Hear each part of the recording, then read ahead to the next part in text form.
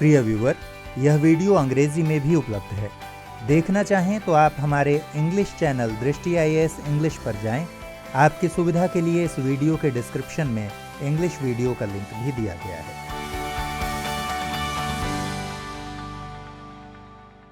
नमस्कार दोस्तों, कैसे हैं आप लोग। कंसेप्ट टॉक के इस एपिसोड में फिर से आपका स्वागत है।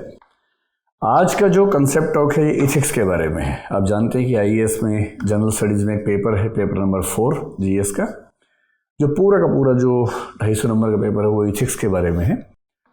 दरअसल इथिक्स के बारे में क्या है, उसमें इथिक्स, इंटेग्रिटी, एप्टीट्यूड, ये उसका पूरा नाम है, जिसमें बहुत सारे चीज़ें आपस में इंटररिलेटेड हैं, जुड़ी हुई आपस में चीज़ें हैं। वो पेपर बेसिकली कंसेप्ट का पेपर है। उसमें ये सब बहुत काम नहीं आता कि आपने तथ्य कितने याद किए हुए हैं, आपको इतिहास कितना पता है, आंकड़े कितने पता हैं। वो पेपर बेसिकली ये देखने के लिए है कि जिस व्यक्ति को हम IAS बनाने वाले हैं उसकी नैतिक मुद्दों पर, मनोवैज्ञानिक मुद्दों पर समझ कितनी गहरी, कितनी पैनी, कितनी धारदार है, कि वो जब जीवन में सिचुएशंस आएंगी मुश्किल, तो उन सिचुएशंस को हैंडल करने के लिए कितनी प्रैक्टिकल विजडम रखता है, कितनी व्यावहारिक समझ रखता है, व्यावहारिक बुद्धि रखता है। व्यावहारिक समझ हमारी कैसी है, व्यावहारिक बुद्धि हमारी कैसी है, तो उसमें बहुत सारे कंसेप्ट्स हैं। उन कंसेप्ट्स को समझना, उन कंसेप्ट्स के बीच के बारीक अंतरों को समझना, ये उस पेपर की बेसिक डिमांड है। यानी बेसिकली एक समझदार, संवेदनशील मनुष्य होने की डिमांड उस पेपर में है, न कि कुछ उत्तरों को याद करने की, न कि कुछ तथ्यों को याद करने की। तो मेरा मन हुआ कि उस पेपर में आने वाले कुछ कंसेप्ट्स, उनके नज़दीकी कंसेप्ट से अंतर कैसे उनमें करें, ये हम समझने का अभ्यास करें। आज मैंने जो सबसे पहला टॉपिक लिया है इसके लिए, वो 2 शब्द ऐसे हैं। एक शब्द है एथिक्स, एक है मोरालिटी। और ये सुन के पहली बार में लगता है कि अरे इनमें क्या अंतर है, तो एक ही बात है। लेकिन आपको जान के आश्चर्य होगा कि अभी उत्तर प्रदेश का जो नया पाठ्यक्रम आया, उसमें भी उसने UPSC के सिलेबस को एज इट इज़ इथिक्स को उठा लिया। एक ही मुख्य परीक्षा उनकी अब तक हुई और उस मेंस के पेपर में एक क्वेश्चन पूछा जिसमें इथिक्स और मोरालिटी में अंतर पूछा है, और उसके बाद एथिकल एक्शंस के बारे में कुछ खास बातें और पूछी हैं। तो मुझे लगा कि कुछ ऐसे बारीक कंसेप्ट से बात करें, तो आज हम बातचीत करेंगे इसी विषय पर कि एथिक्स और मोरालिटी, इन दोनों में क्या अंतर है। और मैं बात की शुरुआत 1-2 एग्जाम्पल से करता हूँ, ताकि आपको एकदम समझ में आए कि चीज़ें कहाँ जाके एथिक्स में अलग होती हैं, कहाँ जाके फंस जाती हैं। कल्पना कीजिए कि आप अभी, जैसे कोरोना का समय चल रहा है और प्राइवेट हॉस्पिटल्स भी काम कर रहे हैं, सरकारी भी काम कर रहे हैं। प्राइवेट हॉस्पिटल्स को लेकर आजकल एक बात ये भी आ रही है कि वो प्रॉफिट मेकिंग पर उनका जोर ज़्यादा है। बहरहाल, आज की बात करें या किसी भी दौर की बात करें, किसी भी समय की बात करें, एक सिचुएशन लेते हैं और इथिक्स के पेपर को समझने का सबसे अच्छा तरीका है कि जो भी मुद्दा समझना हो, 2-3-4 एग्जाम्पल्स दिमाग में लाइए, एग्जाम्पल से समझिए। और जब UPSC या PCS का कोई अगर आप एग्ज़ाम दे रहे हैं, वहाँ पूछा जाए, कोशिश करके उसमें थोड़ा सा कंसेप्ट लिख के एक एग्जाम्पल ज़रूर दें, ताकि परीक्षक के दिमाग में एकदम ये नक्शा बैठ जाए कि आप इस कंसेप्ट से क्या समझते हैं और कितनी बारीक आपकी समझ उस मामले में है। एग्जाम्पल से बात शुरू करते हैं। मान लीजिए प्राइवेट हॉस्पिटल है। प्राइवेट हॉस्पिटल में जो लोग आते हैं OPD में, या मान लीजिए सर्जरी है किसी की, उसके लिए एडमिशन के लिए आते हैं। एक व्यक्ति है जो कि गरीब आदमी है, उस व्यक्ति का या उस व्यक्ति के बेटे का, बेटी का, किसी का ऑपरेशन होने वाला है, या पत्नी का या पति का ऑपरेशन होने वाला है। मान लीजिए सर्जरी महंगी है, पर वो व्यक्ति नहीं चाहता कि वो अपने बच्चे की सर्जरी के मामले में कोई भी कंप्रोमाइज़ करे, जो कि स्वाभाविक है, कोई भी पेरेंट नहीं चाहेगा। उसने कहीं से पूछा तो किसी ने बताया कि भाई X हॉस्पिटल जाओ, X हॉस्पिटल सबसे अच्छा इस सर्जरी के लिए है। वो X हॉस्पिटल गया, उसने पता किया, उसका खर्चा बहुत ज़्यादा है। और कल्पना कीजिए कि X हॉस्पिटल ने कहा कि इस सर्जरी के लिए 5 लाख रुपए आपको देने होंगे। इस व्यक्ति का बजट इतना नहीं है, इस व्यक्ति की स्थिति ऐसी है कि ये 10-20 हज़ार तक तो आराम से खर्च कर सकता था, लेकिन इतना ज़्यादा खर्च करना इसके लिए बड़ा मुश्किल है। इसके रिश्तेदारों ने, दोस्तों ने बताया कि नहीं यार, तुम कहीं और भी जा सकते हो, Y में चले जाओ, X पे क्यों जाते हो, Y हॉस्पिटल में यही सर्जरी 1 लाख रुपए में हो जाएगी, और वो भी अच्छा हॉस्पिटल है। पर इसके मन में बैठा होगा कि नहीं, मैं अपने बच्चे की तबीयत से कोई समझौता कैसे करूं, अपने बच्चे के जीवन से कोई समझौता कैसे करूं। और अंत में उसने तय किया कि वो एक्स हॉस्पिटल जाएगा और वहाँ बात करेगा और जैसे भी होगा वहीं सर्जरी करवाएगा। और उसने ये तय कर लिया कि वो अपना घर बेच देगा या कोई खेत बेच देगा ताकि उस बच्चे की सर्जरी ठीक से हो सके। और फिर वो एक दिन एक्स हॉस्पिटल में गया है अपने पैसे इकट्ठे करके सर्जरी की पेमेंट करने के लिए और डेट लेने के लिए कि ऑपरेशन कब होगा। अब सिचुएशन देखिए, वहाँ रिसेप्शन काउंटर पे या एडमिशन्स वाले डिपार्टमेंट में एक व्यक्ति है और उस व्यक्ति की नौकरी ये है कि वहाँ जो भी आए उनकी काउंसलिंग करे, उन्हें समझाए कि हमारा हॉस्पिटल सबसे अच्छा क्यों है। ये समझाने की उसको ट्रेनिंग मिली हुई है, ये समझाने के लिए उसको अच्छा खासा वेतन मिलता है और उसका वेतन काफ़ी अच्छा वेतन है जो किसी भी दूसरे हॉस्पिटल से, किसी भी दूसरे संस्थान से बेहतर वेतन उसको मिलता है। अब जब ये व्यक्ति उसके पास आया, सामने काउंसलर बैठा है या बैठी है, जो भी आप कल्पना करें, और इस व्यक्ति ने कहा कि देखिए मेरा एक ही सपना है कि मेरे बेटे का स्वास्थ्य ठीक रहे और मैं इसके लिए बहुत सुन के आया हूँ कि आपका हॉस्पिटल सबसे अच्छा है। पैसे नहीं थे तो मैंने अपना घर बेचने का फैसला कर लिया है और मैंने घर के बदले पेशगी जो पैसा मिला वो लेके आया हूँ और मैं यहाँ ऑपरेशन करवाना चाहता हूँ। बस एक बार उसने, मतलब बड़ी उम्र का आदमी है वो, और उसने सामने बैठे स्टाफ मेंबर से जिसकी उम्र कम है, कल्पना कीजिए कि एक लड़की बैठी है जिसकी उम्र 25 साल के आसपास है, उससे कहा तुम तो मेरी बेटी की उम्र की हो, बेटा मुझे सच सच बताना, मैं ठीक तो कर रहा हूँ ना, मैं अपना घर बेच के ये ऑपरेशन करवा रहा हूँ। मुझे कई लोगों ने कहा कि एक्स हॉस्पिटल के बजाय वाई में चले जाओ, वहाँ ऑपरेशन सस्ते में होगा और ठीक भी हो जाएगा, पर मैं अपने बच्चे से कैसे समझौता करूँ। तो बेटा तुम भी मेरे बच्चे की उम्र की हो, तुम ईमानदारी से बताओ कि मुझे क्या करना चाहिए।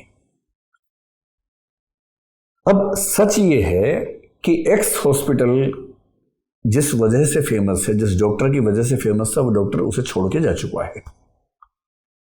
और एज्यूम कर लीजिए कि वाई हॉस्पिटल में एक अच्छा डॉक्टर काम करता है।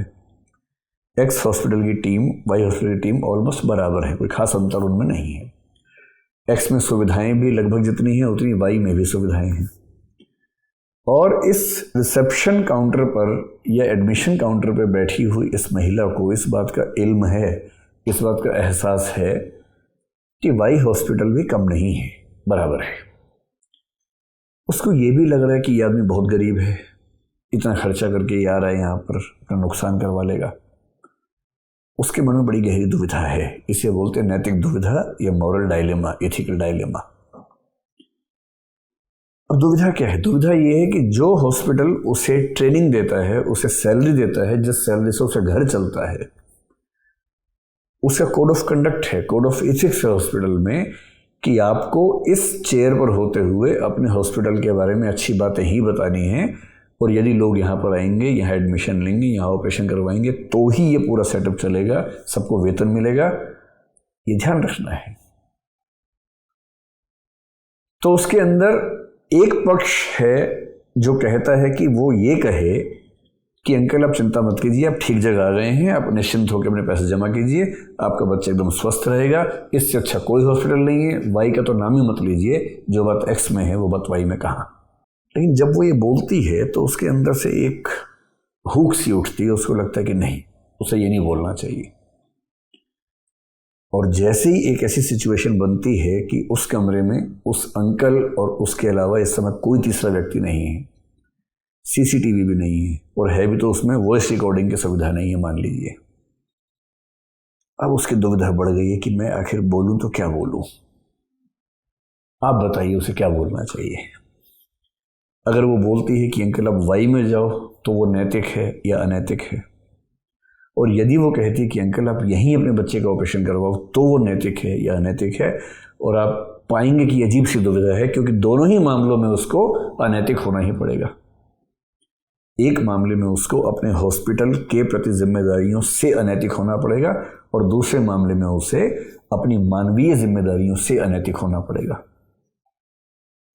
ये जो डिफरेंस है इसको बोलते हैं एथिक्स और मोरालिटी का डिफरेंस। आप सोचेंगे ये तो अजीब सी बात हो गई, कोई बात नहीं, एक और एग्जाम्पल देता हूं, उस एग्जाम्पल के बाद फिर हम आते हैं इस बात पर कि इसको कैसे डिफाइन करेंगे। कल्पना कीजिए कि एक केस कोर्ट में चल रहा है और आपको पता ही है कि हमारे देश में जो लीगल सिस्टम है, किसी क्रिमिनल ऑफेंस में ये ज़रूरी है कि उस एक्यूज्ड यानी कि आरोपी व्यक्ति की तरफ से केस लड़ा जाए, उसको पूरा मौका मिले सुनवाई का। ये बड़ा ज़रूरी है। और यदि कोई और तैयार ना हो या तैयार हो भी तो भी उसकी तरफ से ये तो माना ही जाता है कि जो पीड़ित पक्ष है उसकी तरफ से सरकारी वकील होता ही होता है, और एक्यूज्ड या आरोपी जो है उसकी तरफ से यदि प्राइवेट वकील ना भी हो तो भी सरकार की जिम्मेदारी है कि उसको वकील उपलब्ध करवाए। तो मान लीजिए कि कोई फेमस वकील है जो उस एक्यूज्ड का वकील है, आरोपी का वकील है, और केस चल रहा है अदालत में। उसे साबित करना है कि उसका जो मुवक्किल है यानी कि जो आरोपी है वो बेगुनाह है, बेकसूर है, वो अपराधी नहीं है, और वो साबित करने के लिए एड़ी चोटी का जोर लगा रहा है। कल्पना कीजिए कि केस इस चीज का है कि उसने किसी लड़की के साथ बदतमीजी की, या यूं मान लीजिए कि केस इस चीज का है कि उसने अपनी पत्नी को दहेज के लोभ में जिंदा जला के मारने का प्रयास किया है। मान लीजिए यह आरोप है।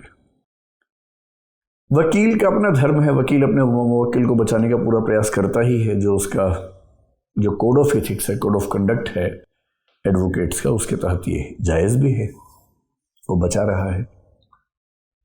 और इतने में अंत में जिस लड़की के बारे में बात चल रही है वो लड़की बहुत घायल अवस्था में, लेकिन अंत में वो फैसला करती है कि मैं कोर्ट में जाके अपनी बात रखूंगी, और वो कोर्ट में आती है बात रखने के लिए। और जब वो कोर्ट में आती है कटघरे में, जज साहब को अपनी आप बीती सुनाती है। वो आप बीती इतनी प्रामाणिक है, वो लगातार साथ में रो भी रही है, उसकी आंख से आंसू भी आ रहे हैं, उसका शरीर जला हुआ भी है, किसी तरह से वो जिंदा बची है, और अभी भी नहीं पता कि वो कितना बचेगी, अगर बचेगी तो।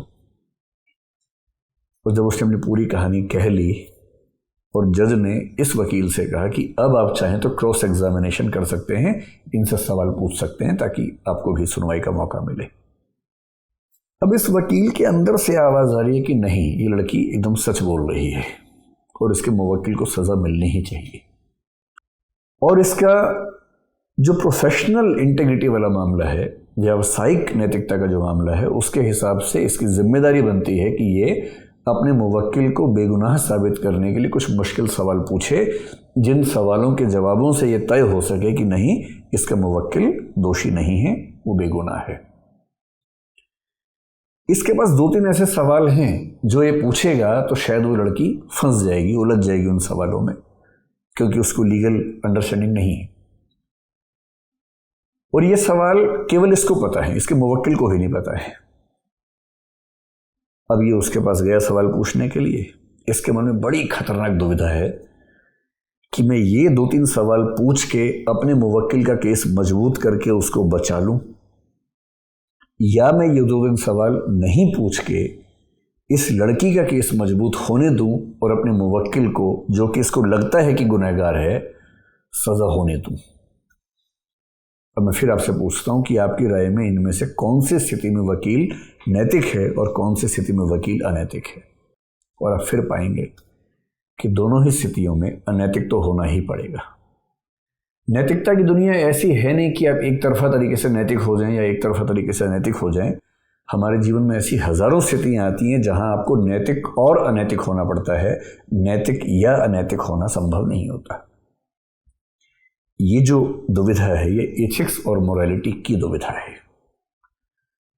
अब इन दुविधाओं से परिचित करवाने के बाद मैं समझ पा रहा हूं कि आपके अंदर ये जिज्ञासा पैदा हो गई होगी कि आखिर इन दोनों शब्दों में क्या अंतर है। अब थोड़ा सा हम समझने का प्रयास करते हैं इन दोनों शब्दों में क्या अंतर है। एक शब्द हमारे सामने है एथिक्स और एक शब्द हमारे सामने है मोरालिटी। तो अगर मैं इन दोनों शब्दों को सबसे पहले केवल लिख दूं, एक शब्द है एथिक्स और एक है मोरालिटी। अब हिंदी की दुविधा यह है कि इनका अनुवाद बहुत सटीक नहीं हो पाता, लेकिन कहने के लिए एथिक्स का अनुवाद नीति शास्त्र किया जाता है और मोरालिटी का नैतिकता करते हैं। मैं आपको समझाऊंगा इस अनुवाद में भी क्या समस्या है। एथिक्स और मोरालिटी में क्या अंतर है, क्या समानता, मैं पहले एक बात स्पष्ट कर दूं ताकि कोई दुविधा आपको ना हो जाए। 2 तरह के अंतर, 2 अलग अलग सेंस में ये अंतर हम देख सकते हैं। पहले मैं सेंस 1 समझाने का प्रयास करता हूं आपको।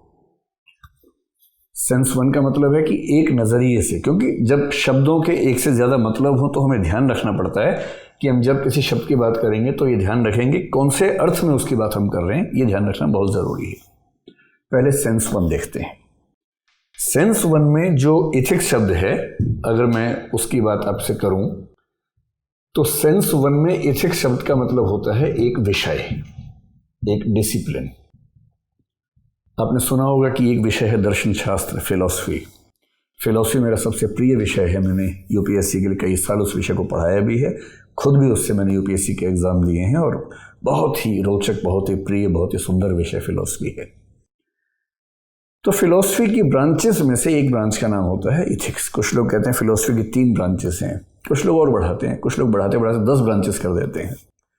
पर यह सहमति है कि अगर आप 3 भी ब्रांचेस करेंगे तो भी उनमें से एक ब्रांच का नाम इथिक्स मानना होगा। और इथिक्स का मतलब है इस बात का विज्ञान, इस बात का अध्ययन कि समाज के नज़रिए से या एक ऑब्जेक्टिव नज़रिए से किन चीज़ों को नैतिक, किन चीज़ों को अनैतिक मानना चाहिए, और एक नैतिक जीवन जीने की क्या कसौटियाँ हो सकती हैं, क्या असूल हो सकते हैं, और कैसे हम जीवन को और नैतिक बनाएं, ये सारी बातें जिसमें आती हैं उसको बोलते हैं एथिक्स या नीति शास्त्र।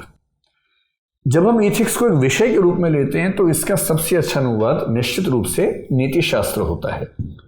और नीति शास्त्र, जैसा कि मैंने आपसे पहले ही कहा, नीति शास्त्र का मतलब है वह विज्ञान जो नैतिकता से जुड़े सभी विषयों को डिस्कस करता है।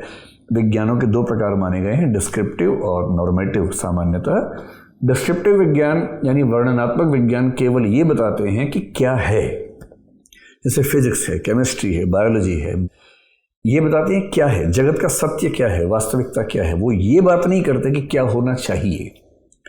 जो विज्ञान क्या है के साथ साथ या क्या है के स्थान पर ये बताने में रुचि रखे कि क्या होना चाहिए, उसे कहते हैं नॉर्मेटिव साइंस। और नॉर्मेटिव साइंसेज में से सबसे महत्वपूर्ण साइंस जिसको माना गया है उसको बोलते हैं नीति शास्त्र, क्योंकि नीति शास्त्र की ज़्यादा रुचि ये बताने में है कि क्या होना चाहिए, क्या अच्छा होगा, क्या नहीं करना चाहिए। तो चाहिए मूलक विषयों को नॉर्मेटिव साइंसेस या मानकीय विज्ञान कहने की परंपरा है, बहुत पुरानी परंपरा है, उस हिसाब से इसको हम कह सकते हैं। तो पहले सेंस में एथिक्स तो हुआ नीति शास्त्र। और एथिक्स के अंदर हम पढ़ते क्या हैं? एथिक्स के अंदर हम पढ़ते हैं ये कि हमारा जो आचरण है, हमारे जो कर्म हैं, उन कर्मों को हम किस किस प्रकार से बांट सकते हैं। और एथिक्स के लोग कहते हैं कि हमारे कर्मों को सामान्यतः 3 प्रकार से बांटा जा सकता है। कुछ कार्यों को हम नैतिक कह सकते हैं, कुछ को अनैतिक कह सकते हैं। ये 2 शब्द आपने सुने ही होंगे। एक तीसरा शब्द भी है और वो तीसरा शब्द है निर्नैतिक। आप सोचेंगे अरे ये कौन सा शब्द आ गया? अगर मैं आपको अंग्रेजी में इन शब्दों का अनुवाद करके बताऊं तो नैतिक के लिए अंग्रेजी में शब्द होता है मोरल, अनैतिक के लिए अंग्रेजी में शब्द होता है इमोरल। ये दोनों शब्द आपको पता ही हैं। निर्नैतिक के लिए अंग्रेजी में शब्द होता है नॉन मोरल, यानी जो कार्य नीति शास्त्र से सुसंगत हैं या समाज की नैतिक संहिताओं से सुसंगत हैं, उन्हें हम कहते हैं कि भाई वो नैतिक कार्य हैं। ठीक बात है। जैसे मैं एग्जांपल दूं, अगर आप सड़क पर जा रहे हो और कोई गरीब व्यक्ति, कोई बेचारा व्यक्ति आपको नजर आए और आप उसकी मदद में उसे कुछ खिला दें, तो सामान्यतः दुनिया में हर व्यक्ति या दुनिया का हर समाज या दुनिया का हर नीति शास्त्र कहेगा कि आपका कार्य नैतिक है। देखिए, एथिक्स की दुनिया में प्रायः ऐसा एक भी कार्य नहीं है जिस पर दुनिया भर में हर समय, हर काल में सहमति होगी, हर स्थान में सहमति होगी कि यह नैतिक ही है। लगभग किसी भी कार्य को किसी न किसी कंटेक्स्ट में अनैतिक कहा जा सकता है, किसी भी कार्य को किसी न किसी कंटेक्स्ट में नैतिक कहा जा सकता है। इस पर कभी और विस्तार में बात करेंगे। अभी सिर्फ ये समझें कि भूखे को खाना खिलाना सामान्यतः नैतिक ही माना जाएगा। 1000 में से 999 परिस्थितियों में नैतिक ही माना जाएगा, उसे अनैतिक नहीं माना जाएगा। फिर हो सकता है कि रास्ते में आपको एक व्यक्ति मिले जिसके पास भोजन करने के पैसे नहीं, उसने आपसे हेल्प मांगी और किसी व्यक्ति ने उसकी हेल्प करने के स्थान पर उसकी मरम्मत कर दी, उसकी पिटाई कर दी, उसको 3-4 गालियां बक दी। मेरे ख्याल से कोई भी व्यक्ति कहेगा कि ये अनैतिक है, इमोरल है। भाई, कोई परेशान व्यक्ति है, आप उसकी मदद नहीं करना चाहते, नहीं कर सकते, तो कम से कम शांत रहो, उसे पीड़ित तो मत करो।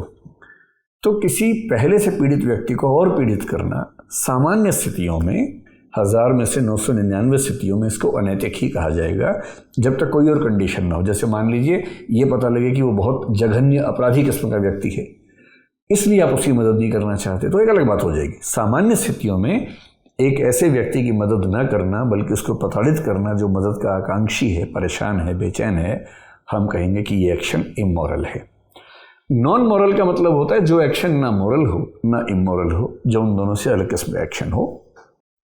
जैसे पानी पीना, जैसे अपनी किताब लेके अपने हिसाब से उसको पढ़ना, जैसे सैर पे जाना। आप किसी को ना परेशान कर रहे हैं, ना आप किसी की मदद कर रहे हैं। जिस कार्य से समाज में किसी को ना फायदा हो रहा हो, ना समाज में किसी को नुकसान हो रहा हो, जिस कार्य को नीति शास्त्र की दृष्टि से अच्छा भी ना कह सकें, बुरा भी ना कह सकें, सामान्य कार्य है। कपड़े धोना, अपने कपड़े धोना, ठीक है, ना नैतिक है ना अनैतिक है, निर्नैतिक कार्य है। अब अगर मैं आपसे कहूं तो पहली सेंस में नीति शास्त्र वह विषय है जिसके अंतर्गत हम स्टडी करते हैं नैतिकता का, अनैतिकता का, निर्नैतिकता का। और इस सेंस में रिलेशनशिप क्या बना? अगर मैं सेंस 1 की बात कर रहा हूं तो रिलेशनशिप ये बना कि एक है बड़ा सर्कल, एक है उसके अंदर छोटा सर्कल। नीति शास्त्र हो गया बड़ा सर्कल, यानी कि इथिक्स। इसको अगर मैं हिंदी में लिखना चाहूं तो मैं कहूंगा कि ये इथिक्स हो जाएगा, ठीक है। तो बड़ा सर्कल हो गया इथिक्स, और हम कहेंगे कि मोरालिटी इसके भीतर का हिस्सा है, क्योंकि मोरालिटी वह विषय वस्तु है जिसका अध्ययन इथिक्स नाम के विषय में होता है। एक सेंस में ये अंतर हो सकता है, लेकिन इस सेंस में यूपीएससी या पीसीएस ने पूछा तो नहीं है। ये तो मोटा मोटा अंतर है। इथिक्स की अगर आप पोथियां पढ़ेंगे, किताबें पढ़ेंगे जो विश्वविद्यालयों में पढ़ाई जाती हैं, जो यूपीएससी के सिलेबस से मैच नहीं करती हैं। इथिक्स का जो सिलेबस विश्वविद्यालयों में है और जो यूपीएससी का सिलेबस है, उसकी नेचर में, उसकी अप्रोच में, उसके कंटेंट में बहुत बड़ा अंतर है। क्योंकि यूपीएससी के सिलेबस को एडमिनिस्ट्रेटिव पॉइंट ऑफ व्यू से डिज़ाइन किया गया है, न कि फिलोसफिकल पॉइंट ऑफ व्यू से डिज़ाइन किया गया है। उसमें फिलोसफी का हिस्सा तो है, किंतु वो प्योरली फिलोसफी की ब्रांच की सेंस में पाठ्यक्रम नहीं है। तो एक अंतर ये हुआ, लेकिन ये अंतर यहाँ उतना काम नहीं आएगा जितना काम हम चाहते हैं कि आए। तो अब समझने का प्रयास करते हैं कि फिर यहाँ पर इसमें क्या अंतर हो सकता है, किस माध्यम से इसके अंतर को हम डिफाइन कर सकते हैं। अब देखते हैं। मैं जो कह रहा हूँ सेंस नंबर 2, वो दूसरी सेंस क्या है, वो दूसरी समझ क्या है? वो सेंस ये है कि कहीं कहीं हम ऐसे वाक्य बोलते हैं जहाँ इथिक्स एक विषय के रूप में नहीं आता, बल्कि इथिक्स भी मोरालिटी जैसी सेंस में यूज होता है। जैसे मैं एग्जांपल देता हूँ, अगर मैं आपसे पूछूं कि डिसिप्लिन में रहना ये अपने आप में मॉरल कार्य है या इथिकल कार्य है, तो आप कहेंगे कि ये अंतर तुम समझ नहीं पा रहे। जैसे मैं 2 वाक्य अंग्रेजी के बोलूँ, this is ethical to be disciplined या this is moral to be disciplined, आप कहेंगे कि दोनों वाक्य ठीक हैं। असल में शब्द जो होते हैं, शब्द 100% पर्यायवाची नहीं होते एक दूसरे के, लेकिन शब्दों में अपूर्ण पर्यायता या इनकम्प्लीट सिनोनिमिटी नाम की चीज़ कभी कभी होती है। मैं आपको एग्जांपल देता हूँ। मैं समझाना चाह रहा हूँ कि इथिक्स और मोरालिटी इनकम्प्लीट सिनोनिम्स हैं एक खास सेंस में। पहले कंसेप्ट समझ लीजिए। इसका मतलब ये हुआ कि कहीं कहीं ऐसा हो सकता है कि 2 शब्दों का प्रयोग हम इस तरह से करें कि कहीं कहीं तो वो समानार्थक हो जाएं, कहीं कहीं समानार्थक ना हो। जैसे मैं आपको 2 शब्द और लेके बताता हूँ। एक शब्द है आस्था, जिसको फेथ कहते हैं, और एक शब्द है विश्वास, जिसको बिलीफ कहते हैं। ये दोनों शब्द आपने सुने ही होंगे, सीधी सी बात है। अब कुछ मामलों में ये दोनों शब्द एक दूसरे की जगह रखे जा सकते हैं, पर कुछ मामलों में नहीं रखे जा सकते। जहां रखे जा सकते हैं, जैसे मैं आपको एग्जांपल देता हूं, मुझे ईश्वर में आस्था है, ये वाक्य एकदम ठीक है, और मुझे ईश्वर में विश्वास है, ये वाक्य भी एकदम ठीक है।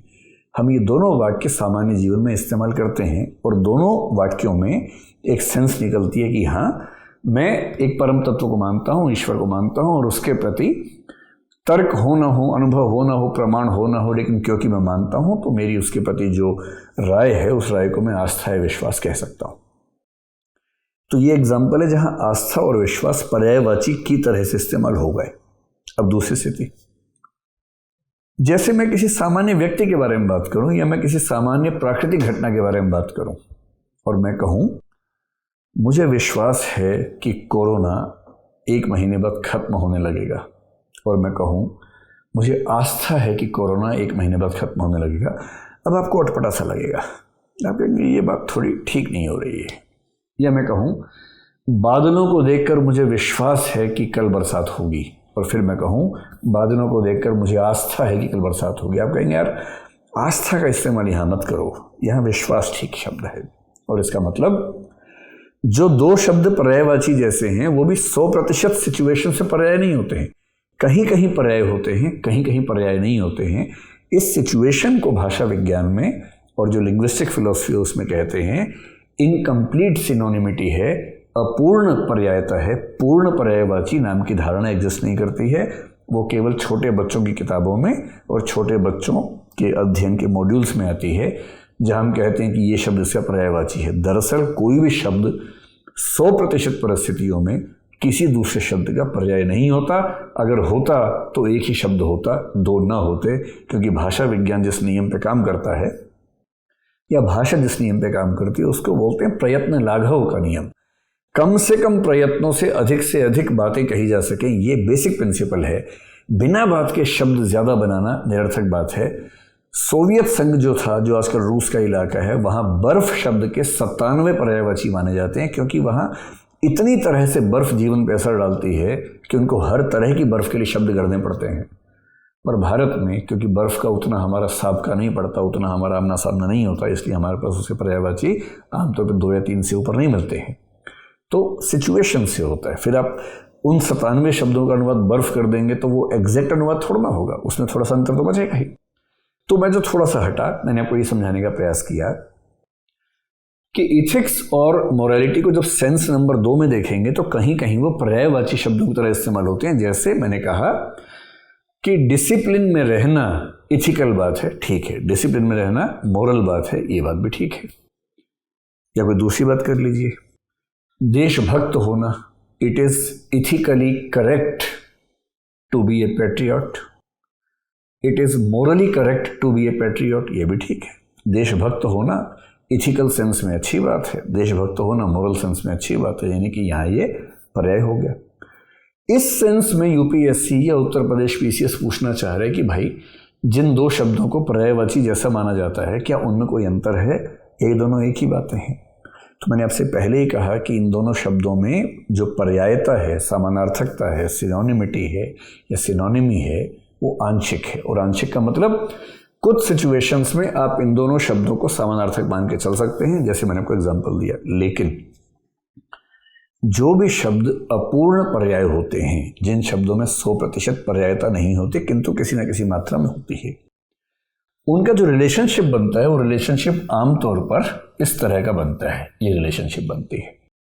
आपको पता ही है कि जब आप पढ़ते होंगे इथिक्स की दुनिया में या लॉजिक की दुनिया में, तो आपको इस तरह के बहुत सारे डायग्राम देखने को मिलते होंगे, जिसको आप वेन डायग्राम कहते हैं। और वेन डायग्राम विभिन्न शब्दों के कंसेप्ट को समझने के लिए सबसे अच्छा तरीका माना गया है। तो मैं ये कहना चाहूँगा कि वेन डायग्राम को इस तरह से हम समझ सकते हैं। इसमें अगर मैं मान लूँ कि ये चीज़ है इथिक्स, और अगर मैं ये मान लूँ कि ये चीज़ है मोरालिटी, तो मुझे ये मानना पड़ेगा कि एक ऐसा एरिया भी है जिसको हम इथिक्स प्लस मोरालिटी कहेंगे, कि जो इथिकल भी है, मोरल भी है। और इसका मतलब हमें कुछ ऐसे एग्जाम्पल्स भी समझने होंगे जो इथिकल तो हैं किंतु मोरल नहीं हैं, और कुछ ऐसे जो मोरल तो हैं किंतु इथिकल नहीं हैं, और कुछ ऐसे जो इथिकल भी हैं और मोरल भी हैं। ये रिलेशनशिप आमतौर पे उन सभी कंसेप्ट्स के बीच में है जो बहुत नज़दीकी कंसेप्ट्स होते हैं, जैसे धर्म और नैतिकता, ये संबंध बन जाएगा, या कानून और नैतिकता, ये कंसेप्ट बन जाएगा। ऐसे में बहुत सारे कंसेप्ट्स आपके सामने लेके आने वाला हूँ। उन सभी कंसेप्ट्स में प्रायः आप पाएंगे कि संबंध कुछ कुछ ऐसा बनेगा। तो इन दोनों में अंतर क्या है? समानता समझ में आ गई, अब देखते हैं कि अंतर क्या है। अगर मुझे अंतर बताना हो इथिक्स और मोरालिटी में, और 3-4 अंतर बताने हो, तो मैं ये कहूँगा, देखिए जो शुरुआती 2 एग्जाम्पल थे ना, उसको दिमाग में रख के सोच के देखिए। मैंने पहले एग्जाम्पल में बताया कि एक प्राइवेट हॉस्पिटल का एक सेल्स का व्यक्ति है, काउंसलिंग का व्यक्ति है, एडमिशन इंचार्ज है, उसका उस ऑफिस में होना, वहाँ से वेतन लेना, उस वेतन के बदले उसकी जिम्मेदारी बनती है कि वो अपने हॉस्पिटल के साथ, अपने संगठन के साथ बेईमानी ना करे।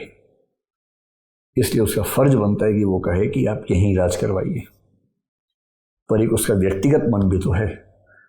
और ऐसे सिचुएशंस में जहाँ कोई ऐसा व्यक्ति सामने हो जो बहुत बेचारा है, गरीब है, असहाय है, उसकी असहाय स्थिति को देखकर उसका वो वाला जो व्यक्तिगत नैतिक मन है वो जाग जाता है और उसका मन करता है कि वो अपने व्यावसायिक संबंधों, व्यावसायिक हितों, व्यावसायिक नैतिकता से थोड़ा सा हटकर निजी नैतिकता के पक्ष में जाए, क्योंकि निजी नैतिकता वाला काम करके जो संतोष मिलता है वो संतोष कहीं और नहीं मिलता है।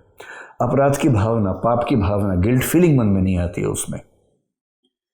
और दूसरा एग्जाम्पल था वकील साहब का। इन दोनों सिचुएशंस में अगर आप देखेंगे, एक तरफ प्रोफेशनल एथिक्स है कि मैं जिस व्यवसाय में हूं उस व्यवसाय की जिम्मेदारी, उस व्यवसाय में होने के नाते मेरी जिम्मेदारी क्या बनती है, एक तरफ वो है। और दूसरी तरफ क्या है, मैं एक इंसान भी तो हूं, समाज का एक हिस्सा भी तो हूं। समाज का एक समझदार, संवेदनशील इंसान होने के नाते मेरी जिम्मेदारी क्या बनती है, वो दूसरा पक्ष है। कभी कभी इन दोनों में कॉन्ट्राडिक्शंस हो जाते हैं, और जब कॉन्ट्राडिक्शन होता है तो हम ये कहते हैं कि आपका जो मन प्रोफेशनल दायित्वों से जुड़ा है वो इथिक्स वाला मन है, और जो मन पर्सनल दायित्वों से जुड़ा है वो आपका मोरालिटी वाला मन है। तो हम कह सकते हैं कि इथिक्स का ज़्यादा संबंध व्यवसाय जगत से, ऑफिस की दुनिया से या बाहरी दुनिया से है। इसको आप प्रोफेशनल कहें या एक्सटर्नल वर्ल्ड कह लीजिए, बाहर की दुनिया कह लीजिए, एक ही बात है। और जो मोरालिटी है उसका ज़्यादा संबंध अंदर की दुनिया से है, अगर मैं इसको इंटरनल वर्ल्ड कह दूं उससे है। मेरे भीतर मेरी चेतना, मेरा मन, मेरी आत्मा, मेरी अंतरात्मा, इसके साथ संबंध किसका बनता है, वो संबंध बनता है मोरालिटी का। फिर आप इथिक्स के अनुसार चलें, इसके लिए आपके ऊपर बाहर से कंट्रोल्स भी हैं, बाहर से नियम भी हैं, लॉज हैं, रूल्स हैं, रेगुलेशंस हैं, कोड ऑफ कंडक्ट होता है, कोड ऑफ इथिक्स होता है। तो नियम ऐसे होते हैं, रूल्स ऐसे होते हैं, जो रूल्स आपको इस चीज़ के लिए बाध्य करते हैं कि आप नैतिक रूप से सही काम करें। तो मैं एक शब्द ले देता हूँ, नियम। हमें नियम बाध्य करते हैं कि हम इथिक्स का पालन करें, लेकिन मोरालिटी के लिए नियम बाध्य नहीं करते। मोरालिटी के लिए हमारा अंतर्मन, हमारी अंतरात्मा बाध्य करती है। वो कहती है कि हमें गलत काम करने से बचना चाहिए। तो इसलिए हम कह सकते हैं कि जब मामला आ जाए अंतरात्मा का यानी कॉन्शियंस का, तो आप समझ लीजिए कि मामला मोरालिटी का है, और जब मामला आ जाए ऑफिस के नियमों का, तो समझ लीजिए कि मामला एथिक्स का है। फिर एथिक्स में एक ऑब्जेक्टिविटी पाई जाती है। ऑब्जेक्टिविटी का मतलब है कि ये सबके लिए एक जैसा होता है। ऑब्जेक्टिविटी क्या होती है, मैं शायद एक दो लेक्चर्स के बाद इस पर भी एक क्लास लेने वाला हूँ। ऑब्जेक्टिविटी क्या होती है, और ऑब्जेक्टिविटी का एक सामान्य मतलब यह है कि सबके लिए एक जैसा होता है। एक निश्चित नियम है, ऑफिस का सब लोगों पे अप्लाई होता है। ऑफिस का कोई भी स्टाफ जब भी दुविधा आएगी इस नियम का पालन करेगा, ये ऑब्जेक्टिविटी है। जबकि मोरालिटी में एक निश्चित मात्रा में सब्जेक्टिविटी पाई जाती है। सब्जेक्टिविटी का मतलब होता है कि मेरी जो राय है वो आपकी राय से अलग हो सकती है, मेरा मन आपके मन से अलग हो सकता है। हो सकता है कि मैं शाकाहारी हूँ, कोई दूसरा मांसाहारी हो, तो किसी जीव के प्रति देखने की जो निगाह होगी मेरी उस व्यक्ति से अलग हो सकती है। और ऐसा होते हुए हम अपने अपने अर्थ में नैतिक हो सकते हैं, मॉरल हो सकते हैं। तो अगर कोई पूछे कि इथिक्स और मोरालिटी में क्या अंतर है, बहुत बेसिक सा बताइए कि पहली सेंस में तो इथिक्स विषय है, मोरालिटी उसकी विषय वस्तु है। वो तो एक सेंस है जिस सेंस में प्रायः पूछा नहीं जाता है। अगर पूछ ले तो कोई दिक्कत नहीं, बता दीजिएगा।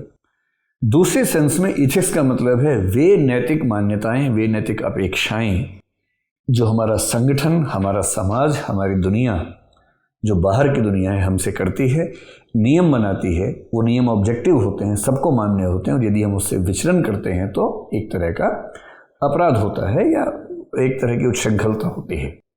और नैतिकता का संबंध है उन आंतरिक चीज़ों से जो हमारे मन में है, अंतरात्मा में है, और हमारा मन करता है कि उसके अनुसार हम चलें, और वो हमें खुद को डिफाइन करने के लिए बहुत ज़रूरी होता है। अब देखिए 3 स्थितियाँ हो सकती हैं, और वो 3 स्थितियाँ क्या हो सकती हैं, एक बार इसको मिटा के थोड़ा सा बोर्ड को साफ करके फिर समझने का प्रयास करते हैं कि वो 3 स्थितियाँ क्या क्या बनेंगी।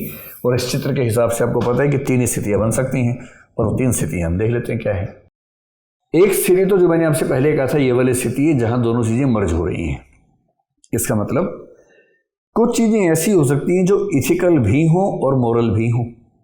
जैसे एक तो डिसिप्लिन में रहना है ना, और ईमानदार होना, चोरी ना करना, बेईमानी ना करना, भ्रष्टाचार ना करना, इथिकल भी है, मोरल भी है। बेसिक सेंस में कहूँ तो आपकी बाहरी दुनिया की वो नैतिक मान्यताएं जो आपकी अपनी आंतरिक नैतिक मान्यताएं भी बन चुकी हैं, वहाँ आपको कभी कन्फ्लिक्ट नहीं होगा, दुविधा नहीं होगी। वहाँ आप इथिकल प्लस मोरल एक साथ हो पाएंगे। एग्जाम्पल देखिए। एग्जाम्पल ये है कि आप वकील हैं, आपका जो मुवक्किल है उस पर एक केस चल रहा है। आपने उससे अकेले में खूब खुल के बात की। आपने उससे कहा, देखो ईमानदारी से बताओ तुमने अपराध किया या नहीं। वकील के तौर पर मैं तुम्हें बचाऊंगा तो सही, क्योंकि मेरी जिम्मेदारी है, लेकिन मुझे पता रहेगा तो मैं थोड़ा ज़्यादा अच्छे से प्रयास कर पाऊंगा।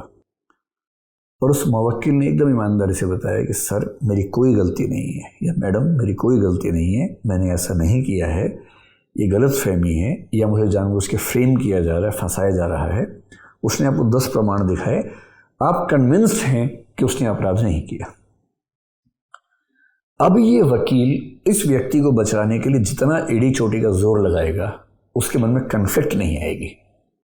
उसका इथिक्स भी कहता है कि अपने मुवक्किल को बचाऊं, उसकी मोरालिटी भी कहती है अपने मुवक्किल को बचाऊं।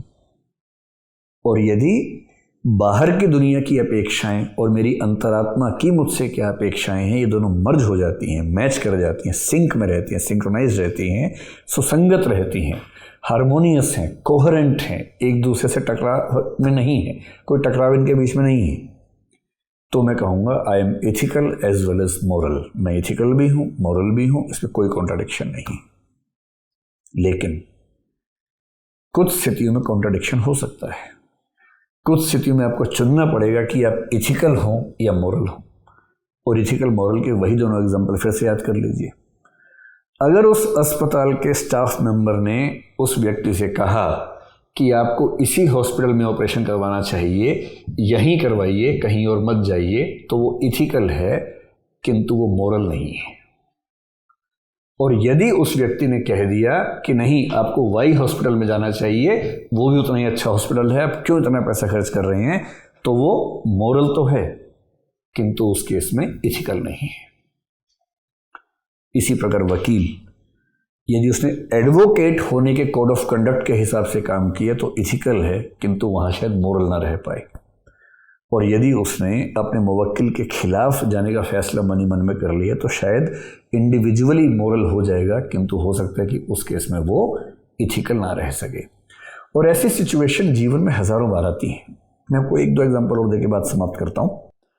जैसे एक डॉक्टर है मान लीजिए, और डॉक्टर है भारत में, और भारत में आपको पता है कि यूथेनेशिया यानी कि इच्छा मृत्यु अभी परमिटेड नहीं है, मतलब एक्टिव यूथेनेशिया अलाउड नहीं है, पैसिव अलाउड है, किंतु उसकी बहुत लंबी प्रक्रिया है। एक्टिव का मतलब होता है कि डॉक्टर जब अपने तरह से किसी व्यक्ति को मार दे, और पैसिव यूथेनेशिया का मतलब ये होता है कि कोई व्यक्ति लाइफ सेविंग डिवाइसेस पे टिका हुआ है, उन डिवाइसेस को आगे ऑपरेट ना करना, उसको बोलते हैं पैसिव यूथेनेशिया। तो ये अंतर आप नेट पे देख लीजिएगा, या कभी और जिक्र आएगा तो बात करेंगे। अभी तो एग्जाम्पल देखिए। कल्पना कीजिए कि डॉक्टर साहब हैं और उनके सामने एक व्यक्ति आया जो उसके घर में आग लग गई थी, काफ़ी जल चुका है, 90% से ऊपर जला हुआ है। वो व्यक्ति वहाँ पर उनके सामने बेड पे है। डॉक्टर ने मुआयना किया, और डॉक्टर बहुत अनुभवी है, उसको अच्छे से पता है कि कुछ भी हो जाए अगले 3 घंटे में इसकी मौत होनी ही होनी है। मेडिकल साइंस में कोई इसको बचा ही नहीं सकता। ये बात उसके परिवार के लोगों को भी समझ में आ गई है, बाकी डॉक्टर्स को भी, नर्सेस को भी, सबको समझ में आ गई है। और वो आदमी बहुत तड़प रहा है, उसका पूरा शरीर जल रहा है, और वो हल्का हल्का बोल पा रहा है। वो केवल इतना इशारा कर रहा है, उसके हाथों में फफोले हैं, आँखों में पूरा सब कुछ जला हुआ है। और वो व्यक्ति हाथ जोड़ के इतना ही बोल रहा है कि डॉक्टर साहब मुझे मार दीजिए, मैं दर्द नहीं झेलना चाहता इतना। डॉक्टर ने आसपास उसके रिश्तेदारों को देखा, सब रिश्तेदार हाथ जोड़ के बोल रहे हैं कि हुजूर बचने की संभावना आप बताइए है। डॉक्टर ने कहा कि संभावना, मतलब उसके सामने नहीं, अलग से कहा कि संभावना तो नहीं है। तो उसके बेटे ने कहा, उसकी पत्नी ने कहा कि देखिए, हम अपने पापा को या अपने पति को इस तरह से दर्द में तड़पते हुए देखना नहीं चाहते। हमारी गुजारिश है कि आप इनको मार दीजिए ताकि कम से कम शांति से मर तो सकें। नर्सिस भी कह रही हैं कि सर, ये इतना ख़राब केस हमने कभी नहीं देखा, इतनी दर्द, इतनी पीड़ा कैसे कोई व्यक्ति झेलेगा। सर, मैं भी कभी इस कंडीशन में हूँ, तो मेरी आपसे गुजारिश है कि अब रुकना मत, मार देना बस। और मारने के लिए डॉक्टर कुछ नहीं करना, केवल 1-2 डिवाइसेस हटानी है या एक इंजेक्शन लगाना है, नींद में भेज देना, और उसके बाद उसकी मौत हो जाएगी।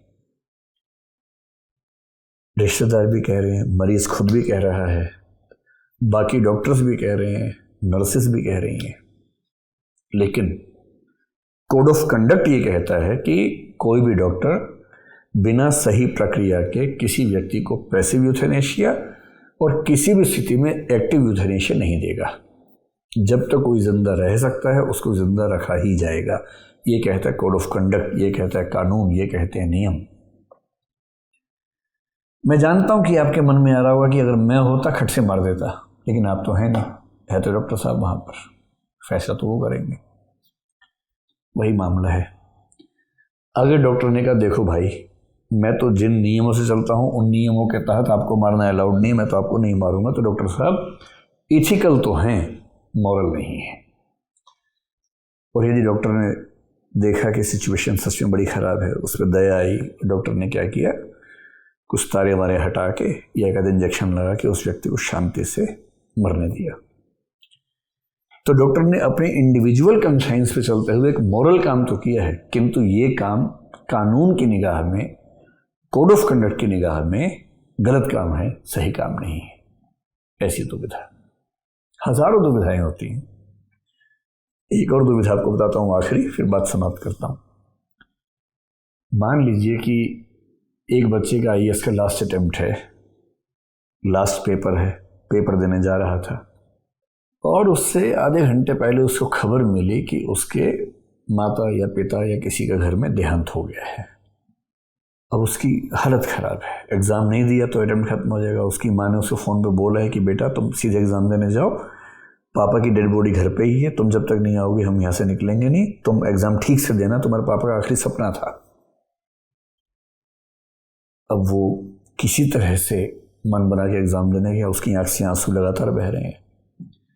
इन्विजिलेटर ने पूछा उससे कि बेटा क्या हुआ तुम्हें? वो बोल ही नहीं पा रहा था, जैसे ही बोलने लगा फफक फक के रोने लग गया। आसपास भी सब लोग देख रहे हैं, सबको पता लग गया क्या हुआ है। अब सब लोग 3 घंटे में पेपर दे रहे हैं, वो 5 मिनट लिखता है, फिर 10 मिनट तक रोता है, सुबकता रहता है, सिर नीचे कर लेता है। अंत में उसने थोड़ी कोशिश की, लेकिन अंत में उसका पेपर बहुत सारा छूट रहा है। बहुत डिजर्विंग बच्चा है, लास्ट अटेम्प्ट है, और आसपास के बच्चे भी उसको जानते हैं। इन्विजिलेटर से उन्होंने ही कहा कि सर बहुत डिजर्विंग बच्चा है, कंडीशन को देखते हुए इनको अब 10 मिनट एक्स्ट्रा दे दीजिए, कुछ 2-4 आंसर छूट रहे हैं, कर लेंगे। इन्विजिलेटर का भी मन कर रहा है कि इस बच्चे को हेल्प होनी चाहिए। वो बच्चा कुछ कह नहीं रहा, वो जैसे देखता है उसकी आंख से आंसू गिरने लगते हैं, मोटी मोटी सूजी हुई आंखें हैं। वो किसी तरह से अपने आंसर लिख रहा है थोड़े थोड़े करके। इतने में 3 घंटे वाली घंटी बज गई है। इन्विजिलेटर साहब की जिम्मेदारी है सबसे उत्तर पुस्तिका लेना। अब समझ ही गए मैं क्या कहना चाह रहा हूँ। अगर वो उससे उत्तर पुस्तिका छीन लेंगे तो इथिकल है, पर मोरल नहीं है। और यदि उसको चुप कैसे कहेंगे ठीक है बेटा 15 मिनट काम कर लो एक्स्ट्रा, कोई बात नहीं, या जब तक मैं मैनेज कर सकता हूँ करूँगा, मैंने देखा है कि तुम्हारी स्थिति ठीक नहीं है, तुम आधा घंटा एक्स्ट्रा लिख लो, कोई बात नहीं, मैं मैनेज करूँगा। बाकी सारा स्टाफ भी कह रहा है कि हाँ सर इसकी हेल्प कीजिए। इतना ही नहीं, जो प्रतिस्पर्धी बच्चे हैं वो भी कह रहे हैं कि इनकी हेल्प कीजिए, और सब मिल के गेट पे खड़े हो गए कि कोई दिक्कत ना हो, कहीं फ्लाइंग स्क्वाड आ जाए, कुछ हो जाए, उस बच्चे को दिक्कत ना हो। सब कोऑपरेट करने को तैयार है। तो यदि इन्होंने कहा कि ठीक है तुम लिखो, हम मैनेज करते हैं 15-20 मिनट, तो मॉरल बट अनइथिकल। और यदि कहा कि देखो बेटा नियम सबके लिए समान है और हमें जो बताया गया है वो ये कि 3 घंटे के बाद टाइम नहीं देना है, एथिकल लेकिन मॉरल नहीं, इमोरल जैसा। इसलिए यदि कोई आपसे पूछे एथिक्स और मॉरलिटी में क्या अंतर है, अगर इसका पूरा आंसर आपको बताना हो 2 मिनट में, तो आप कहेंगे एथिक्स और मोरालिटी का अंतर समझने के लिए 2 संदर्भ समझने जरूरी हैं। नंबर 1, यदि एथिक्स शब्द का अर्थ नीति शास्त्र अर्थात एक विषय के रूप में लें तो एथिक्स और मोरालिटी में विषय और उसके अंग का संबंध है। एथिक्स एक विषय है जो नैतिक, अनैतिक और निर्नैतिक व्यवहारों या कार्यों का अध्ययन करता है, और नैतिक कार्य या नैतिकता उसकी विषय वस्तु के रूप में उसके भीतर पढ़ी जाती है। Next paragraph. दूसरे अर्थ में एथिक्स और मोरालिटी अपूर्ण पर्यायवाची हैं। कुछ संदर्भों में ये दोनों शब्द पर्यायवाची हो जाते हैं, जैसे it is ethical to be honest and it is moral to be honest. यहाँ ये पर्यायवाची हैं, दोनों ही नैतिकता के अर्थ में। किंतु कहीं कहीं इनमें कॉन्ट्राडिक्शंस आते हैं, इनमें विरोध पैदा होता है। और विरोध कब पैदा होता है? जहाँ एक तरफ व्यवसाय या समाज या कानून की नैतिकता होती है और एक तरफ व्यक्तिगत नैतिकता होती है। और फिर आप बताएंगे कि इनमें अंतर 3-4 होते हैं, जो मैंने आपको बताया था। जो इथिक्स है बाहरी दुनिया की बात है, मोरालिटी आंतरिक दुनिया की बात है। उसमें नियम काम आते हैं, इसमें अंतरात्मा काम आती है, वो सब बताएंगे। और फिर आप कहेंगे इसे एक उदाहरण से समझ सकते हैं। और जो मैंने 4-5 एग्जाम्पल दिए, उनमें से जो एग्जाम्पल आपको सबसे ज़्यादा अपने दिल के नज़दीक लगे, 1 या 2 एग्जाम्पल, वो एग्जाम्पल लिखिए और बात को समाप्त कीजिए। मेरा ख्याल है कि एथिक्स पे होने वाली ये चर्चा आपको अच्छी लगेगी। ये मैंने पहली बार इस तरह से बात की है एथिक्स पर। एथिक्स मेरा बहुत प्रिय विषय है और वो फिलॉसफी का हिस्सा भी है, साइकोलॉजी से भी जुड़ा हुआ है, और ये दोनों विषय बहुत ही अच्छे विषय हैं। अगर आपको अच्छा लगे तो अपने कमेंट्स में बताइएगा। और अगर कुछ शब्द आपको एथिक्स में ऐसे परेशान करते हो कि जिनका कंसेप्ट क्लियर नहीं हो पा रहा, तो वो लिखिएगा कमेंट में। मैं कोशिश करके बीच बीच में कुछ वीडियोस बना के उन कंसेप्ट्स का अर्थ बताऊंगा और नज़दीकी कंसेप्ट से उनका अंतर भी स्पष्ट करूंगा। बहुत बहुत धन्यवाद। जल्दी फिर मिलते हैं। शुभ रात्रि।